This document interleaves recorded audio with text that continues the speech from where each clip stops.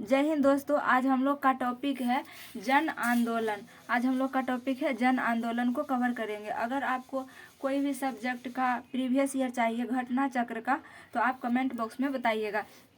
तो चलिए आज का पहला प्रश्न है कि 1857 के विद्रोह के ठीक बाद बंगाल में निम्नलिखित में से कौन सा विप्लव था। तो आंसर हो जाएगा ऑप्शन सी नील उपद्रव। उसके बाद अगला प्रश्न है कि नील विद्रोह किसके बारे में था। नील विद्रोह किसके बारे में था, तो इसका आंसर हो जाएगा ऑप्शन सी रैयत नील की खेती नहीं करना चाह रहे थे पर उनसे एक अमान्य मूल्य पर जबरदस्ती करवाई जा रही थी। इसका आंसर हो जाएगा ऑप्शन सी। उसके बाद अगला प्रश्न है कि नील कृषकों की दुर्दशा पर लिखी हुई पुस्तक नील दर्पण के लेखक कौन थे। तो आंसर हो जाएगा दीनबंधु मित्र। उसके बाद अगला प्रश्न है कि प्रसिद्ध नाटक नील दर्पण जिसमें इंडिगो की खेती करने वाले किसानों के दमन का चित्रण किया गया की रचना किसने की थी। तो इसका आंसर हो जाएगा ऑप्शन डी दीनबंधु मित्र। अगला प्रश्न है कि नील दर्पण नाटक का लेखक कौन था। तो इसका आंसर हो जाएगा ऑप्शन सी दीनबंधु मित्र। फिर अगला प्रश्न है कि निम्नलिखित में से किस कारण से भारत में 20वीं शताब्दी के आरंभ में नील की खेती का ह्रास हुआ। इसका आंसर हो जाएगा ऑप्शन बी नई खोज के कारण विश्व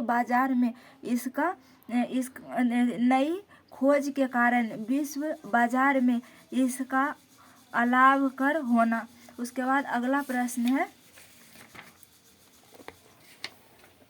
अगला प्रश्न है 7 नंबर की वंदे मातरम गीत किसने लिखा है। तो इसका आंसर हो जाएगा ऑप्शन डी बंकिम चंद्र चटर्जी। फिर अगला प्रश्न है कि बंकिम चंद्र चटर्जी के आनंद मठ में किस विद्रोह का उल्लेख है। आंसर हो जाएगा ऑप्शन ए सन्यासी विद्रोह। फिर अगला है कि आनंद मठ उपन्यास की कथा वस्तु आधारित है। तो आंसर हो जाएगा ऑप्शन बी सन्यासी विद्रोह पर। फिर अगला प्रश्न है कि निम्नलिखित विद्रोह में से किसको बंकिम चंद्र चटर्जी ने अपने उपन्यास आनंद मठ में उल्लेख करके प्रसिद्ध किया। तो आंसर हो जाएगा ऑप्शन डी सन्यासी विद्रोह। आंसर हो जाएगा सन्यासी विद्रोह। फिर अगला क्वेश्चन है कि निम्नलिखित में से किसने अपनी कृतियों द्वारा सन्यासी विद्रोह को ख्याति प्रदान की। तो आंसर हो जाएगा ऑप्शन बी बंकिम चंद्र चटर्जी। फिर अगला प्रश्न है कि बंकिम चंद्र चटर्जी के प्रसिद्ध उपन्यास आनंद मठ का कथानक आधारित है। तो आंसर हो जाएगा ऑप्शन डी सन्यासी विद्रोह पर। फिर अगला प्रश्न है कि निम्नलिखित युग्मों में कौन सा सुमेलित नहीं है। तो इसका आंसर गलत दिया हुआ है। इसको आप यहाँ से मिला सकते हैं। जैसे पावना विद्रोह हुआ था 1873 से लेकर 76 में, 1873 से 76 में। और दक्कन किसान विद्रोह हुआ था 1875 में। फिर सन्यासी विद्रोह हुआ था 1763 से 1800 में। और उसके बाद कोल विद्रोह हुआ था 1831 से 32 ईस्वी में। फिर अगला प्रश्न है कि मुंगेर के बढ़िया ताल विरोध का उद्देश्य क्या था। तो आंसर हो जाएगा ऑप्शन ए बकासत भूमि की वापसी मांग। फिर अगला प्रश्न है कि 19वीं शताब्दी के दौरान होने वाले बहावी आंदोलन का मुख्य केंद्र था। तो आंसर हो जाएगा ऑप्शन बी पटना। फिर अगला प्रश्न है कि कूका आंदोलन को किसने संगठित किया। तो आंसर हो जाएगा गुरु राम सिंह, ऑप्शन सी। उसके बाद अगला प्रश्न है कि कूका आंदोलन की नींव रखी थी। तो कूका आंदोलन की नींव किसके द्वारा रखी गई थी। कूका आंदोलन की नींव पड़ी थी, मतलब कहाँ पड़ी थी नींव। तो पंजाब में। इसका आंसर हो जाएगा ऑप्शन सी पंजाब में। फिर अगला कि पागलपंथी विद्रोह वस्तुतः एक विद्रोह था। किसका विद्रोह था। गारो का। उसके बाद अगला प्रश्न है कि पागलपंथी की स्थापना किसने की थी? तो आंसर हो जाएगा बी, करम शाह। उसके बाद अगला प्रश्न है 20 नंबर की निम्नलिखित में से कौन फराइजी विद्रोह का नेता था? तो आंसर हो जाएगा ऑप्शन बी, दादू मियाँ। फिर अगला है कि फराइजी कौन थे? तो आंसर हो जाएगा हाजी शरीयतुल्लाह के अनुयायी। फराइजी कौन थे? तो हाजी शरीयतुल्लाह के अनुयायी थे। फिर अगला प्रश्न है कि बेलूर थम्पी ने अंग्रेजों के विरुद्ध आंदोलन का नेतृत्व किया था। तो आंसर हो जाएगा केरल में। आंसर क्या हो जाएगा? केरल में। फिर अगला प्रश्न है कि निम्नलिखित कथनों को पढ़कर सही विकल्प चुनें। तो पहला है कि गंजाम विद्रोह 1800 से 1805 में हुआ था।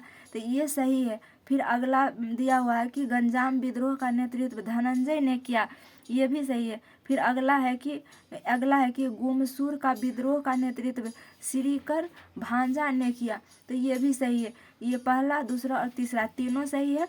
चौथा में दिया हुआ कि धनंजय श्रीकर भांजा के पिता थे, तो नहीं, ये आंसर इसमें 4 जो है ऑप्शन गलत है। तो इसका आंसर हो जाएगा ऑप्शन ए, 1, 2 और 3। फिर अगला प्रश्न है कि महाराष्ट्र में रामोसी कृषक जत्था किसने स्थापित किया था? तो आंसर हो जाएगा ऑप्शन सी, वासुदेव बलवंत फड़गे। उसके बाद अगला प्रश्न है कि रामोसी विद्रोह सही रूप से किस भौगोलिक इलाके में हुआ था? तो आंसर हो जाएगा ऑप्शन डी, पश्चिमी घाट। उसके बाद अगला प्रश्न है कि निम्नलिखित में से कौन सा स्थान गडकरी विद्रोह का केंद्र था? तो आंसर हो जाएगा ऑप्शन बी, कोल्हापुर। क्या चाहिए? स्थान गडकरी विद्रोह का केंद्र था। तो आंसर हो जाएगा ऑप्शन बी, कोल्हापुर। उसके बाद अगला प्रश्न है कि मानव बलि प्रथा का निषेध करने के कारण अंग्रेजों के विरुद्ध विद्रोह करने वाला जनजाति का नाम है। तो आंसर हो जाएगा ऑप्शन बी, खोड़ जनजाति। उसके बाद अगला प्रश्न है कि कोल विद्रोह 1831 से 32 ईस्वी का नेतृत्व किसने किया? तो आंसर हो जाएगा ऑप्शन ए, बुद्धू भगत। फिर अगला प्रश्न है कि 1831 में बुद्धू भगत के नेतृत्व में कोल विद्रोह किस क्षेत्र में हुआ था?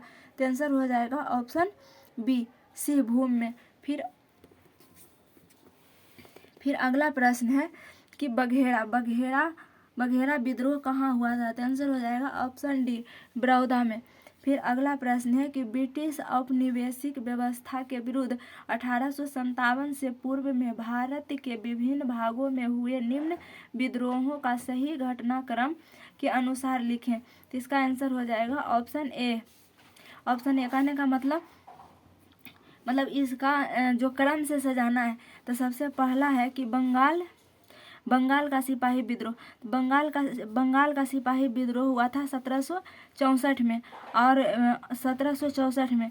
फिर 1 नंबर में देखिए, पहला है, फिर बंगाल का सिपाही विद्रोह हुआ था 1764 में, और ये जो कच्छ का विद्रोह है यह हुआ था 1819 से 1831 के बीच में, और ये बेल्लौर का विद्रोह जो है 1806 में हुआ था, और संथाल विद्रोह जो है 1855 से 56 के बीच में हुआ था। उसके बाद कोल विद्रोह जो है 1831 से 32 के बीच में हो जाएगा। तो इसको आप इस भी लिख के और ऑप्शन से मिलान कर लीजिए। इसका हो जाएगा पहले ए, उसके बाद फिर 3, उसके बाद फिर 2, फिर संथाल विद्रोह 1831-32, और फिर कोल विद्रोह संथाल विद्रोह 1855-56, और उसके बाद है कोल विद्रोह 1828। तो आप यहाँ से इसको मिलान कर सकते हैं। फिर अगला प्रश्न है कि बेल्लौर का विद्रोह किस गवर्नर जनरल के समय में हुआ था? तो बेल्लौर का विद्रोह हुआ था सर जॉर्ज बारलो के द्वारा। तो हम लोग 30 प्रश्न करते हैं हर रोज, इसमें 32 प्रश्न हो गया। मिलेंगे नेक्स्ट क्लास में, तब तक के लिए जय हिंद।